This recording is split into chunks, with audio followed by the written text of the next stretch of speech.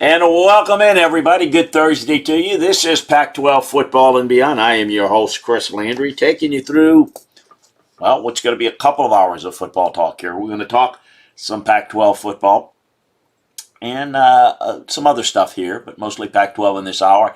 Next hour, I'll be joined by Dan Matthews for our SEC Football and Beyond. We do that twice a week here, live on Monday at 5 p.m. Central and Thursdays 5 p.m. Central. But this hour is Pac-12 Football and Beyond. We appreciate you joining us on twitch.tv. If you're joining us through one of the other streams, we encourage you to check us out as we're going to move full-time to twitch.tv/Chris Landry Football for our video cast. So make sure that you are up to date on that. And if you are interested in catching our this show in a podcast form, you can certainly go to LandryFootball.com and very simply we'll post it up there and you'll be able to listen to it in depth. Sign up for Landry Football's podcast channel, part of the podcast part, as we get you all the shows, ACC Football and Beyond, SEC Football and Beyond.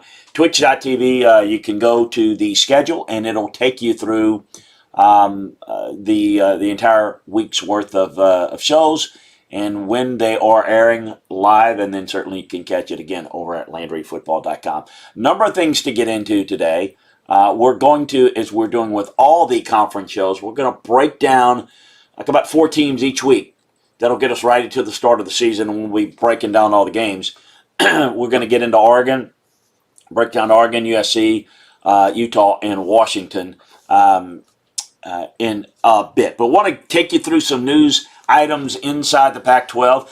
You have probably heard the discussions about Pac-12 and Big 12 talks with relations to expansion, mergers, what have you. Folks, I see this a little bit differently. I mentioned this on Big 12 Football and Beyond yesterday. You can catch that same time, but on Wednesdays.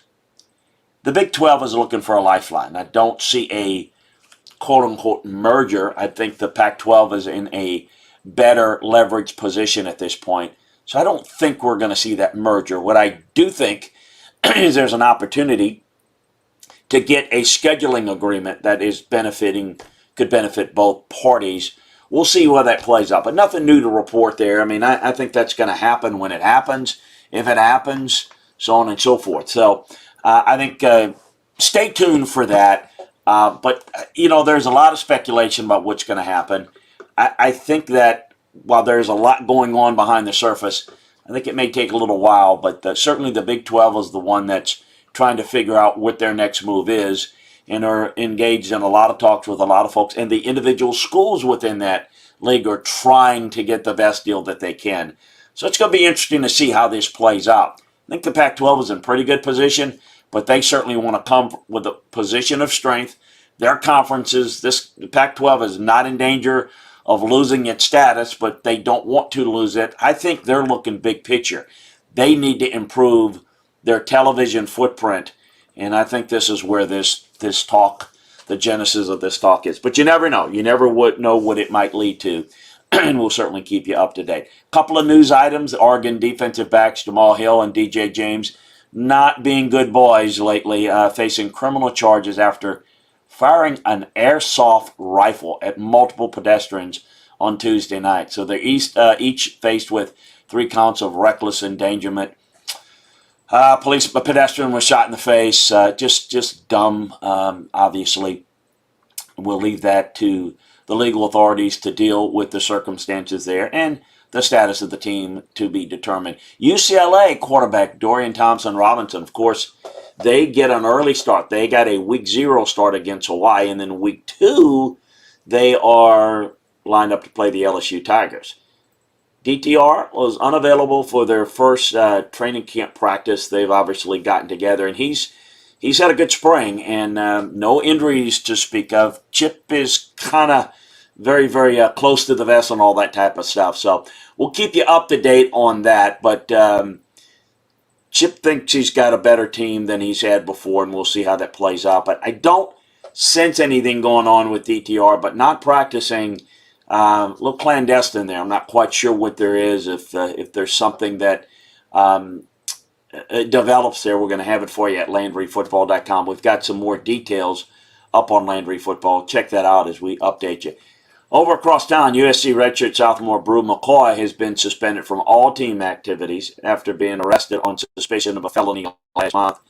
He was arrested on July 24th. He was released on a $50,000 bond. Really good receiver. We'll get into the USC breakdowns in a minute. He was a big part of it.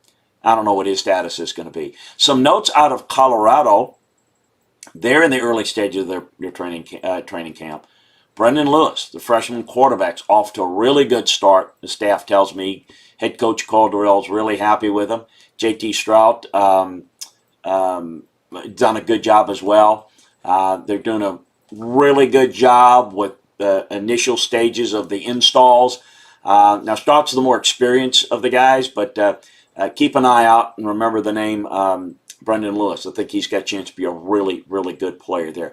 Arizona State redshirt junior wide receiver Brian Thompson is making an adjustment there as he's coming over. He played opposite Britton Covey in Utah. Really good receiver there. Still trying to adjust there, but he is a really talented guy that can have an impact on that Sun Devil team this year. That's a look at more news and notes, particularly recruiting news and notes over at LandryFootball.com with regards to not only Pac-12 but around the country news, notes, nuggets. We're going to have a lot of practice notes coming up around the country as more and more teams enter their practice along with recruiting information. So I want to turn my attention to the film room breakdowns, and I want to start with Oregon. And when I look at this program, what impresses me about them is how they have developed under Mario Cristobal an identity that's of their own. If you think about Oregon, under Chip Kelly, we just talked about with UCLA, it's a completely different identity. It's about toughness and discipline and physicality. Not that Chip's weren't tough, but Chip's identity was speed, durability, wearing out opponents, being in better condition than anybody. It's a different identity. This is more about toughness, about discipline, about physicality, about winning at the line of scrimmage. And they have the really good line of scrimmage program. They're recruiting the best in the conference. And they've got 30 of their players on their team are within a 70-mile radius of Los Angeles, of the Rose Bowl, Pasadena, Los Angeles area. USC should never be outbeaten in Los Angeles on kids. USC, we'll get into their program and their issues, but they're starting to get better. But Oregon is the number one program in terms of recruiting. Anthony Brown's going to be the starter at quarterback, but remember the name Ty Thompson. He's the most highly recruited quarterback, a five-star kid that they've ever had. Of all the quarterbacks they've had that have been that good, he's the most highly decorated. Not Mariota, not Herbert. Those guys weren't as highly recruited as this guy. Doesn't mean this guy's going to be better. Just means he is much, much thought of. He's the kid from Mesquite High School in the Arizona area. This is a team that's going to need some help getting into the playoffs, but they're on that next tier of teams. The offense does a good job with RPOs. They run some pistol. Joe Moorhead, SEC fans, Penn State fans, will remember Joe from his stint as the head coach at Mississippi State. They run some pistol, as I mentioned. They do a really good job. Probably some of the best job at working the tight ends in space in the RPO game. And they do a nice job with their red zone offense design.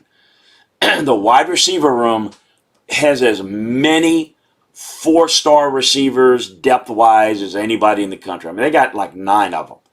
They're really, really good. They've done a good job. The offensive line is not only well coached, well developed, but very well recruited. Very athletic on the offensive line. The defense is in good hands. Tim DeRuyter comes in and is running the defense. Tim did a great job at Cal. You may remember him from a time at A&M, and it didn't go quite as well. The guy's a really good tactician. Did a great job. Coach Wilcox over at Cal, and he comes over to Oregon. They've got the most talent in the Pac-12, the most experienced offensive line, loaded receiver and running back room, excellent coordinators in Moorhead and Tim DeRuyter. I mean, they should win the Pac-12. They really should. When you look at them a little bit deeper, consistent recruiting, top 10 recruiting, playmakers, good speed, but as I mentioned, toughness. Pac-12, no doubt, were the least developed conference last year with the fewest amount of games. We're going to talk about Washington in a bit. They only played 4 games. I mean, you don't know. It was like not playing hardly at all.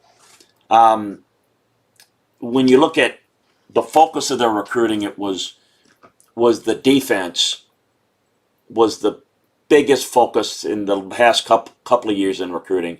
Kayvon Thibodeau, everyone knows about. Stole him right away from USC. In fact, he was a big factor in that win against them last year. Mikael Knight is one of the best defensive players in the Pac-12. Brandon Dorlus, the linebackers are really good. The safety, Jamal Hill's really good. Hill's the guy that had the 2 interceptions in the win against USC. He plays that star position in the nickel spot. I think it's been really, really impressive. Andy Avalos obviously did a good job running the defense, and he's now the head coach at Boise State, so that's where Tim DeRuyter came in. Factoring in the turnover margin, they work that really hard. So it's a really, really good-looking team, and I think they've put together the right type of classes to compete at a high level. They're going to need some breaks, as I mentioned, to get into the playoffs.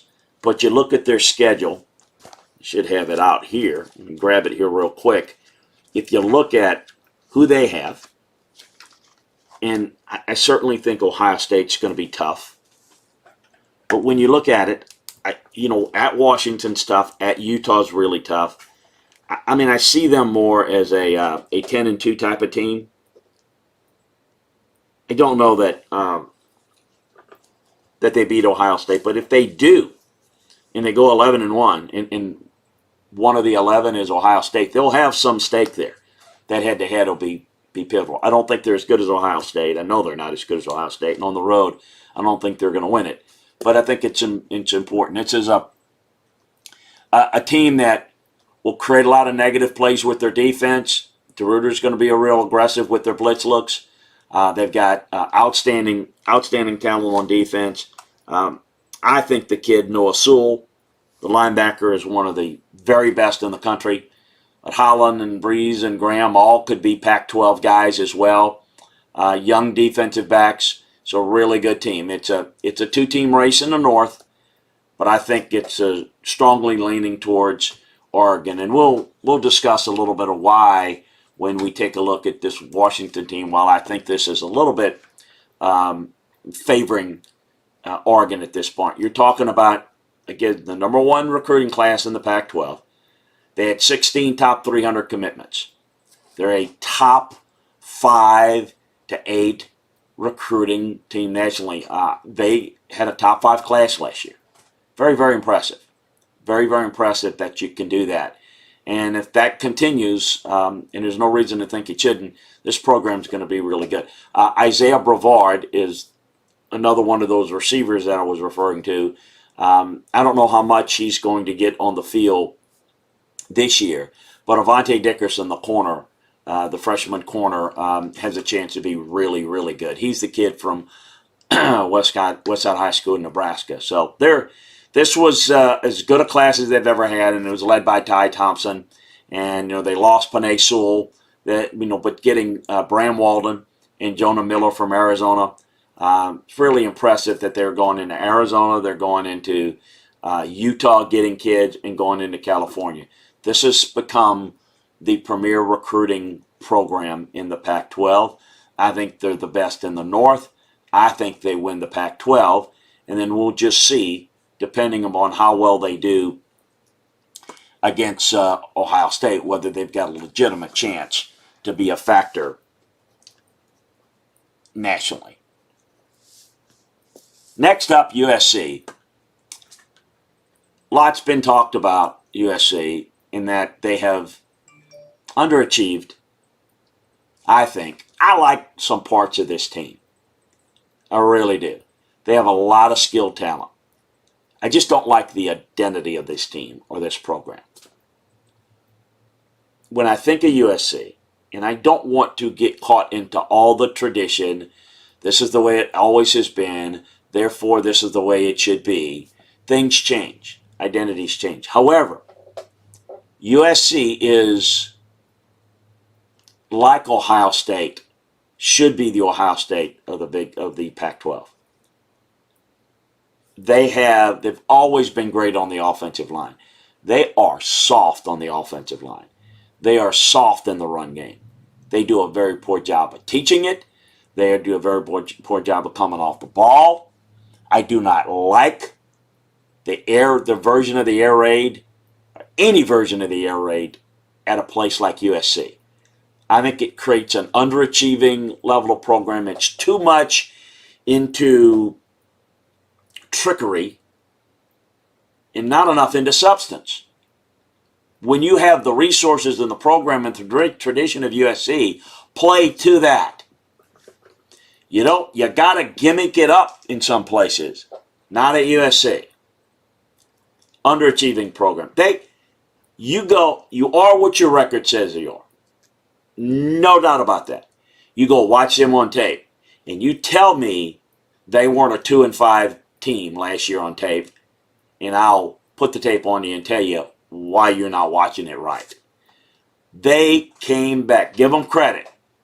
They came back 3 or 4 times last year and pulled a victory out of defeat. A lot of credit. Give them credit for doing that. But they were outplayed in all those games, and they won them. Give them credit, but they looked every bit of a 2-4 team. Now, the recruiting bounced back last year. Historically, USC's been a slow recruiting team, meaning they don't get a lot of early commitments. They may have 5, 6, and then they come in and they flip guys easily once they determine who they want to get. Well, early recruiting, I think they haven't adjusted to all that well, and Oregon has. Bigger staff. And what USC's finding is with early signings, early commitments, that they're losing ground a little bit. And so they've kind of changed their philosophy some. And I think they're getting it. So it was better. But you should never get out recruited in Los Angeles if you're USC. I like their defensive identity better than certainly their offensive identity, and it starts with their defensive front. But offensively, I just don't like what they do. And I think having to come back and gimmick their way is just so un-USC-like. I like Clay Helton a lot. Like his dad a lot. Good friends. Like him personally. I just don't think he has the strong leadership DNA to run a program like this. I think he's let this program slip. I think this program is going to bounce back in a New York minute with a good coach. I don't think there's any doubt about that. I just don't think it's going to be Clay, unfortunately. It's a roller coaster team. It's a roller coaster program. Look, they're returning 41 players that start at least one game. There's always a lot of optimism. There's always a lot of expectation. But again, their style and their identity just doesn't lead to the type of consistency. Put their neck on people. They are really good. They should be able to dominate. Depth at the skill position is a strength. It has been. I like the running backs. I like the receivers.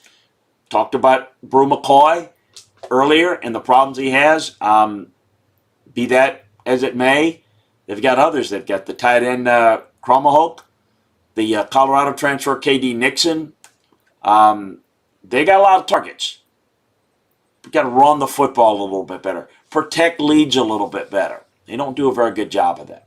I don't like how they look there. Defensively, as I said, I like Todd Orlando and what he's been able to do. I like their safety, Hufanga. There's still a lot of talent there. Corey Foreman is very good. Figueroa is very good. Drake Jackson is very good. They're all Pac-12, borderline All-American types of guys. I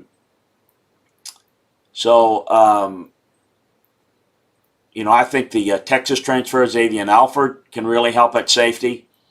As I mentioned, Hufanga was very, very good, and Polamalu was very, very good. They've got to certainly replace, and certainly you've got enough players play in the secondary to really help, from a depth standpoint, carry things along this year. So, listen, Tailback U is no longer Tailback U. They've got good tailbacks, but those guys are not featured. That's not a big part of what they do now. And I just kind of look at them as a good team. I'm not sure where I'm going to go with them. I think in terms of recruiting, again, they would be second in recruiting in terms of a program. Should be first pretty much always. They've recruited quarterbacks well. Jackson Dart is the next really good one.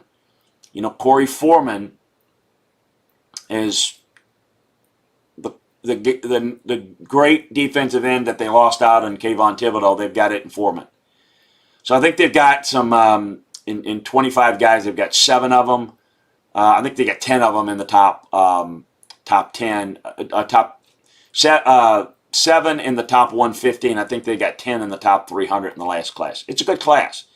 Just got to get better on the offensive line, and I think it's not just talent. I think it's an identity. I think it's a how they play it. They don't play it with the physicality that they have, and it doesn't have to be all student body right. It doesn't have to be that. I'm not saying that.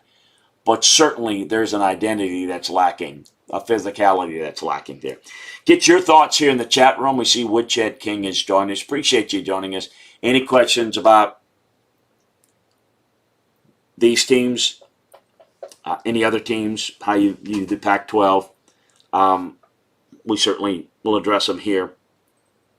And remind you that we've got detailed, even much more detailed, scouting analysis and breakdown of all of these programs over at LandryFootball.com. So check it out now. I want to move on next to the Washington Huskies. And if you look at the transition that they've made,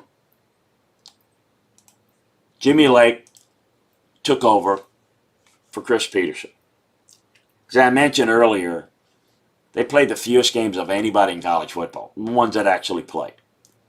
So, it was like, and it was a year of transition with a new head coach. It's like you know really nothing about them. I mean, I've looked at and studied the 4 games, and you see certain things, but you just know less about them than others. But they are really well coached. Jimmy does a good job on the defensive side. Pete Kawakowski did a great job. Now, I mentioned him for those of you that listen to the Big 12 podcast when I broke down Texas. That's a great hire for Sark. So Bob Carroll steps up and takes over the defensive coordinator job that Pete did. Bob's was on the staff. The job that they do, particularly coaching the secondary and in coverages, is phenomenal. Their identity is a little Oregon-like. It's a little Northwest-ish. I mean, they want to be physical in the run game on offense. They run more out of the pro set, though. The offensive line is really good pass protectors. John Donovan, their offensive coordinator, does a really good job of fitting his scheme around the personnel. And he allows his quarterback freedom to opt in or out of place pre-snap, and they're committed to running the football. Now, Dylan Morris is an athletic quarterback, a quick decision maker. I like the kid a lot. The future there, though, is Sam Heward. He's one of the Hewitt boys, Damon Heward's kid. He's really, really good. He's a 5-star. And I wouldn't be surprised if he starts to get some playing time at some point this year. Like their running back room, last year in the 4 games, their defense did not defend the run all that well. As I said, Bob Gregory comes in. I like their defensive tackles. They lack depth. I thought they flashed some pass rush last year, but they must set the edge better in the run game. They have that history of developing defensive backs. We can talk about it. There's DBU in terms of individual talent and recruiting. I don't know that anybody does a better job of coaching defensive backs. They've got like 21 Jimmy Lake since he's been there on the staff as a group. They've got like 21 guys that they've got drafted in the NFL in a very short period. Defense is very good. The defense is good enough to keep this team in the North race, and their defense is good enough to perhaps win it. But it's the offensive play and the line of scrimmage that puts them behind Oregon. That's the real issue there. That's where Oregon gets them. That's where Oregon is a little bit better. When you look at what Jimmy likes to do as a defensive guy, I think he's going to have to modify and adjust and get the offense to where it can do a little bit more in the passing game. And I think they will do that. But they are focused and intent on how we establish the line of scrimmage. Run the football. It's the biggest offensive line they've had. They've averaged, in the 335 range. You got the Olumoele kid, who's like 355. The Wattenberg kid is really experienced and really good player. Jackson Kirkland is a all Pac-12 type of player. The best player on the team is probably the tight end Cade Otton. He's a 240-pound, 6'4" guy, and I think he's the best blocking tight end in the country. The receiver room with Bynum and Jalen McMillan and Udunze, and they get the Texas Tech kid, Jalen Pope. Who's going to be the number 1 guy? That's going to be key. But establishing them as the number 1 target is going to be interesting. The running back is better stocked, but a little bit more unsettled as well. They use, last year they used 4 of them. The best of the bunch is probably Richard Newton, at least on film thus far. I thought he played well as a redshirt freshman. Sean McGrew and Kamari Pleasant, both back for 6 years. And I think Cameron Davis can really help them as a situational back. On the defensive side, they got 8 starters returning. Again, their linebacker coach, Bob Gregory, is taking over. You're going to bring pressure. Tuli, I don't even pronounce his last name, is Tuilitu, as I call him. Is Litu Isamanoa, I think, is how you pronounce it. But Tuli Litu is what I call him. Missed most of the 2020 season due to an injury. But he's a big-time playmaker when he comes back. They lost the outside backer, Tupolo Fitu. He had the Achilles injury in the spring. But Ryan Bowman is back for a 6th season. Savili Smalls, really good. And then Jeremiah Martin coming over from A&M. He's a 265-pound guy that can really run. He's 6'5". The inside backers, Ulufushu and Jackson Sherman are back. Ulufushu is a rising star. He was a walk-on. He's a self-made player. He can cover a lot of ground. He's really a lot of speed. The game against Stanford was one of the best individual grades I saw in the game. I think he had like 20 tackles against Stanford. They need more depth at that spot, though. They got 2 new corners, safety. I think they got a star in Trent McDuffie, who's the lone returning corner.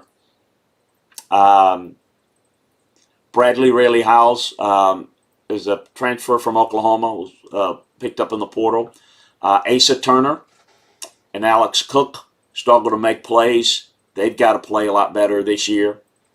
And again, we've talked about their history with defensive backs. They've done that very, very well. It's been, to me, it's too early to really know what they're going to do under Jimmy. I think Jimmy's going to be a lot like the way Chris Peterson did it. Focused on line of scrimmage, building that. I think recruiting is going to be key. And obviously with a good young quarterback, they've got a chance to be good. They're not where Oregon is, or even where USC is as a recruiting program. They're like top 25. And so they'll have as opposed to maybe 16 top 300 players like Oregon did, they've got like 4.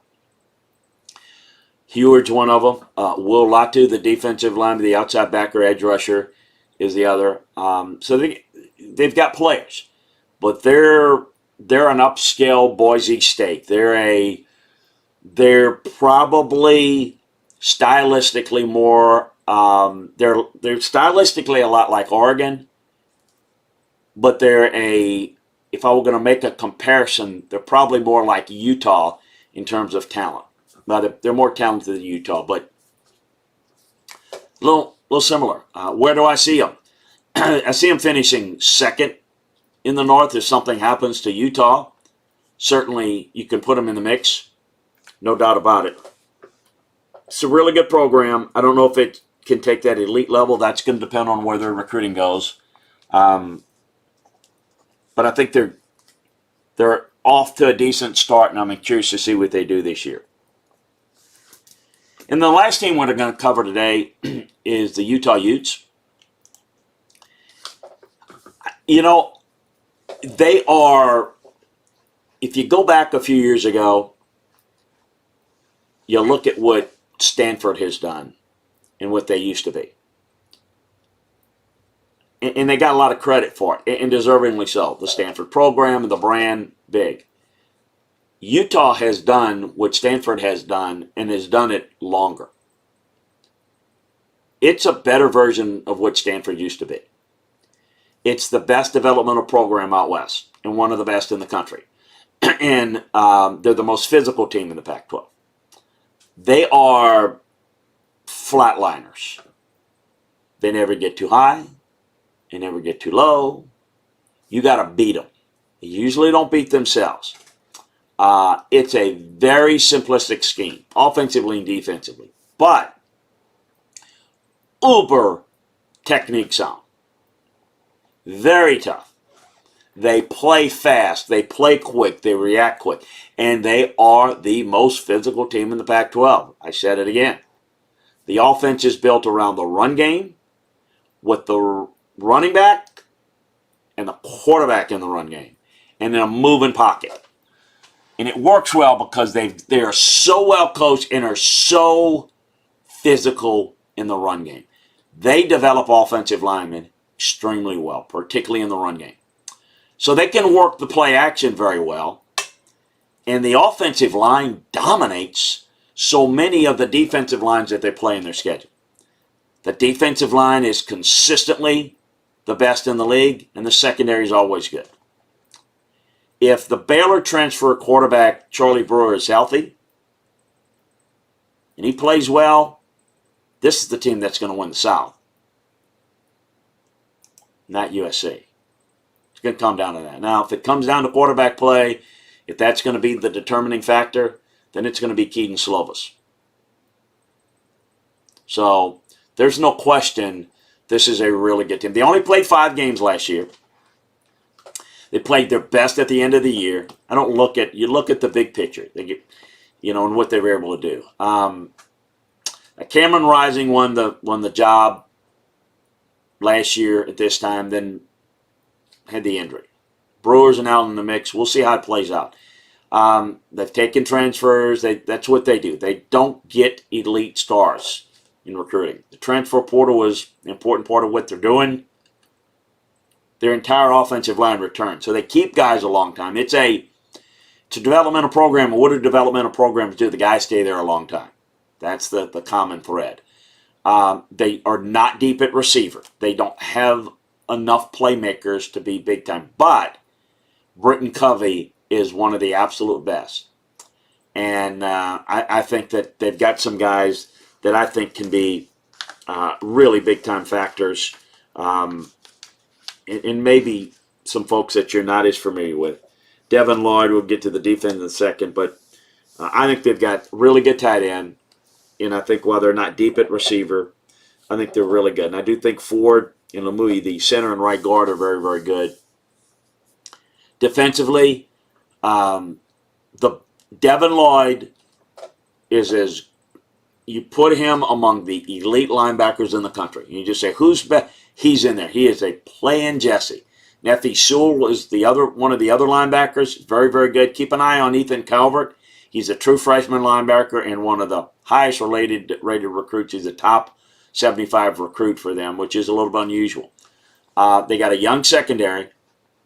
The sophomore cornerback Clark Phillips is really good.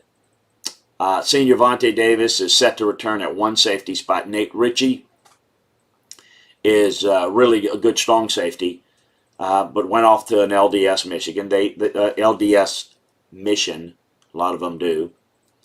R.J. Herbert re-injured himself in the spring. They always are great on special teams. This is when you used to hear about how good Virginia Tech was, and Virginia Tech hasn't been special teams, U anymore. Special teams U is Utah. No one coaches special teams better. No one consistently have the best punters, the best kickers, the best coverage units. Really good. They may not have the best playmakers in the return game.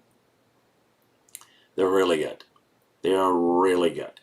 When I line up and grade who the best special teams players in the country, Utah always have some.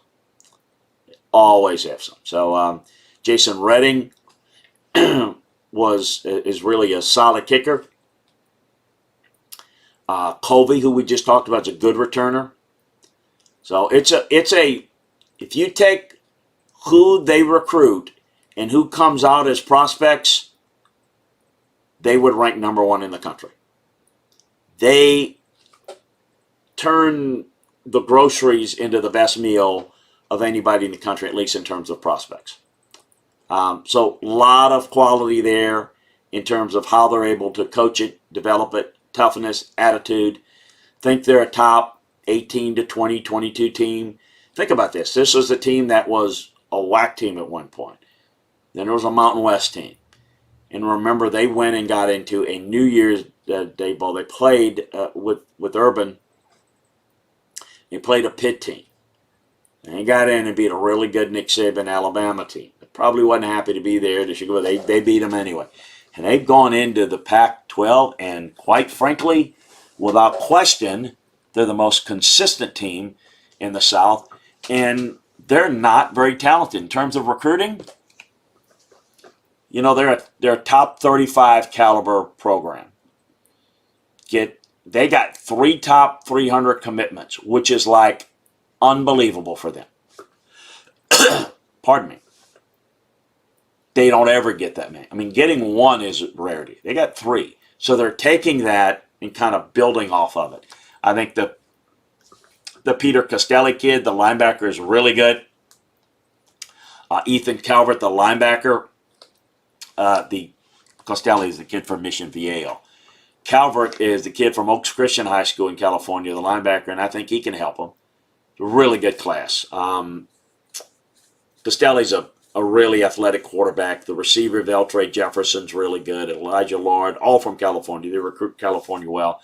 They recruit the islands very well. They do a really good job with the Samoans and the toughness there. They get it. They get it. They're really good. You look at their schedule, and like them against Weber State. I like them against BYU. I like them against San Diego State and Washington State. I like them against USC. I think it's a question mark game against Arizona State, but I think they've got a good chance. I like them against Oregon State.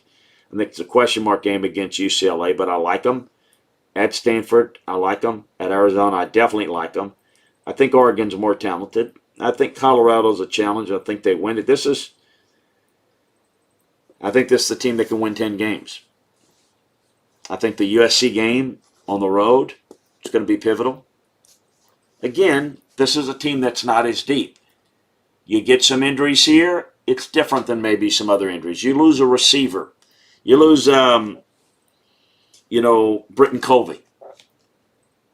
They don't replace him like USC can replace Brew McCoy.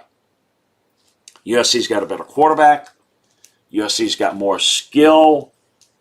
Utah's tougher. They're more disciplined. They're better coached. They're more physical. They can run it. They can outcoach and upset USC on the road. Well, they don't know. We'll see how healthy they are there. So that's kind of the variable of, they're 9 wins, 10 wins. Could they win 11? Probably not 11. 9's more realistic. Maybe 10. Might be enough. Might be enough to win the South of the Pac-12. Don't know.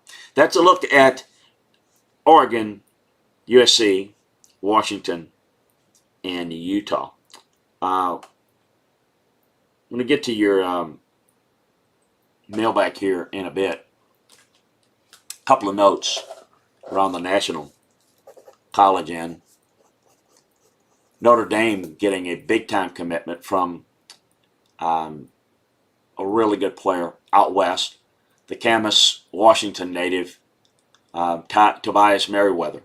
He's a big receiver. He's 6'4", 185. He's going to be a 215-pound receiver. He had a lot of offers, including Utah, including USC, including Oregon, including Stanford.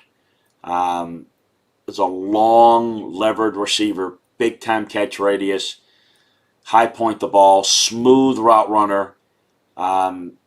This is the type of guy that Notre Dame doesn't have enough of these playmakers. Speaking of Notre Dame, they do a tremendous job. And we'll break down Notre Dame in the ACC podcast. Even though they're not technically in the ACC, we'll catch them there. They don't get enough of these type players. This is a big loss for the Pac-12. This is a big-time talent. Got more recruiting news. Big day for Pitt. Some good news for Penn State as well. Check out LandryFootball.com for all the latest recruiting information as well as other news and nuggets around the world of college football and the NFL for that matter. Now let's get to the mailbag segment. And Woodchet King, we appreciate Woodchet King joining us. Said you touched on this a little bit, but could USC become an elite program quickly with the right coaching hire? Curious if they slipped in their potential the last. Yeah, that's a quick fix. This is not like. This is a quick fix. This is an easy fix. This is just. I love him. It's just in over his head. This is a quick fix. Now Oregon is, you got to go catch them, no doubt about it. But this is a USC's brand. That's the one thing that USC can match brands with anybody in the country. But because you have the brand, doesn't mean you do a good job with it. And right now they're just not. And that's easily fixable. It's easily fixable with the right guy. Got to get the right guy. And Woodchet King says he thought that Whittingham has been most underrated coach in the country for many, many years. He's really good. I can't stress that enough.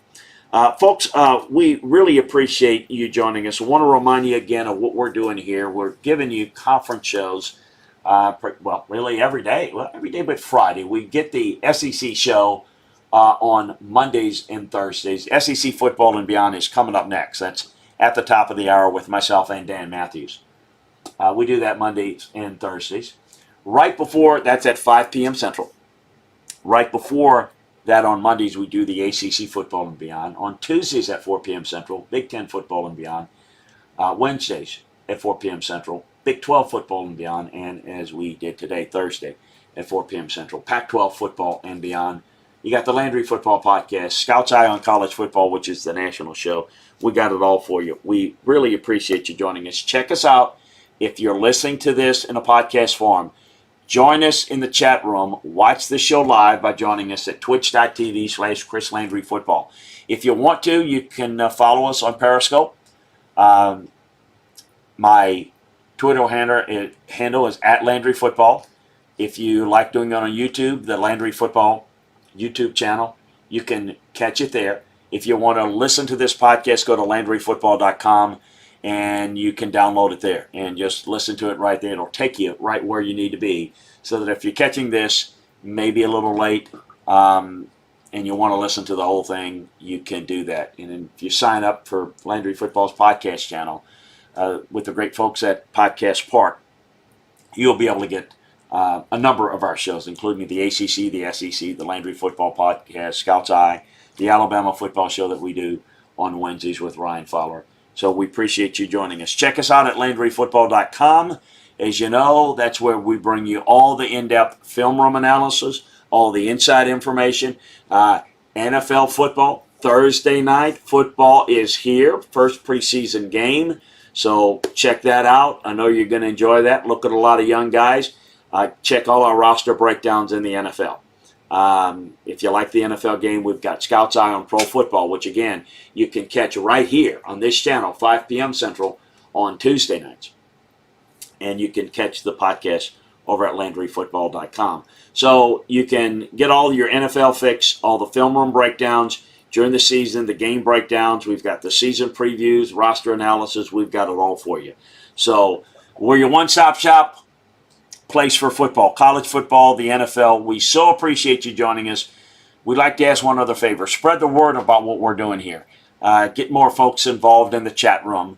We'll talk some football. We'll talk some of the topics that you want us to talk about. Let us know. We're here to serve you at LandryFootball.com and on this podcast. Look, it's like having your own scouting department and coaching department. And you come to a meeting and you can, as an owner, have things maybe explained to you and discussed. That has a lot of fun. So take advantage of it. That's what we're here for. We love joining you and being with you. So appreciate you joining us. Join us in a little bit, top of the hour, myself, Dan Matthews, as we go SEC football and beyond. Thank you so much, everybody. Take care.